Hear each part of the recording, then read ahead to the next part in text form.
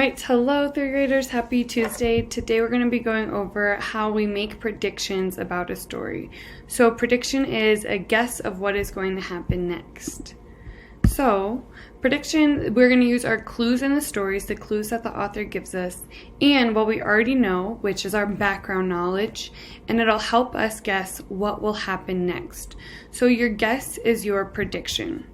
And why would we want to make predictions during stories? Well, good readers try to make guesses of what will happen next. It activates your brain while you read and helps to make sure you understand what you're reading.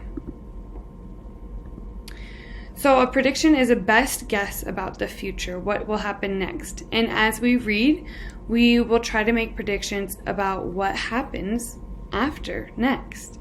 Then we can check to see if our prediction is right. So making predictions help us check our understanding of the story. So a good prediction should match what you already know about the story. So that means what we've already read and the author's clues.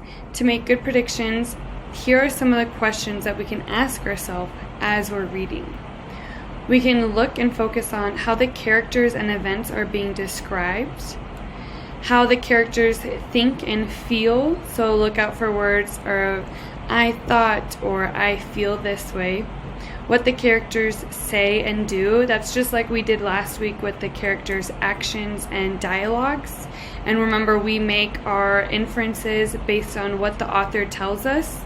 They're not telling us exactly how they're feeling, but we can make our conclusions by the information given. And sometimes the author will tell you what happens and what the story is about. Because if we're going to predict something or guess what happens next, it has to be in line with what we're reading.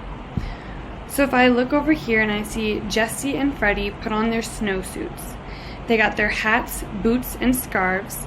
They went outside and began to roll the snow in 3 large balls.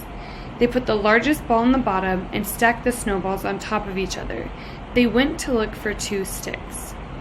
So first, I want to look at how are the characters and events being described. Well, they describe that they're putting on their snowsuits, so there must be snow outside, and it says that they're rolling snow. So sounds like they're making large snowballs.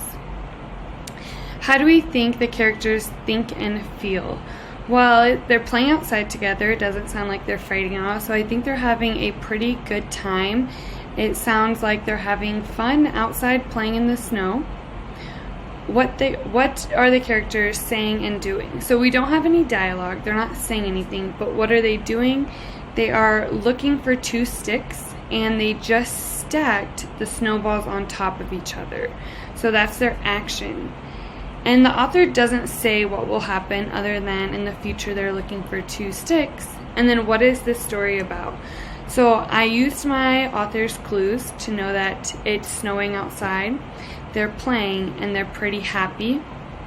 But now I'm going to use my background knowledge because I know when you have 3 huge snowballs and it goes 1, 2, 3, that in the snow you're building a snowman.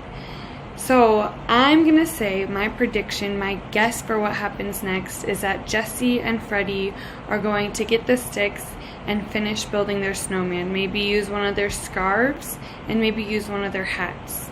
So that's how we can look at our story, read it, and even though the author's not telling us what will happen next, we can get a pretty good feeling for what will happen next. So make sure for our IXL homework today that you're taking your time reading through the story. Think about the characters, the events, how are they feeling, what are they doing, and then think what's going to match what happens next. Because if I said I predict that they're going to go bike riding outside next, there's no information here about a bike, about them riding, so it wouldn't make much sense. So it has to go with the story. Alright, so take your time and have fun with it and have a great rest of your day. Thank you. Bye.